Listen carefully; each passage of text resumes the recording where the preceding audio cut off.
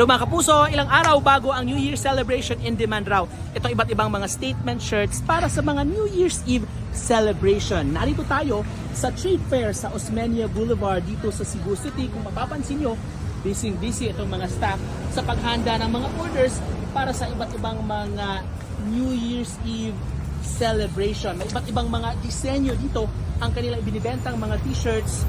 Depende na rin sa orders ng kanilang mga customers. Karamihan brown, kung mapapansin nyo mga kapuso, dahil na rin mocha mousse ang color of the year ngayong 2025.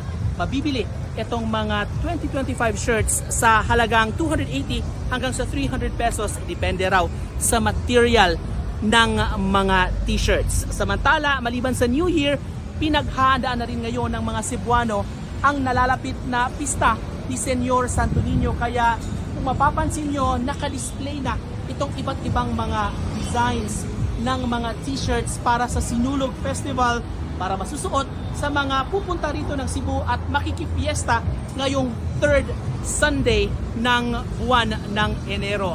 Yan ang latest mga kapuso mula rito sa Cebu City. Ako si Nico Sereno para sa GMA Integrated News.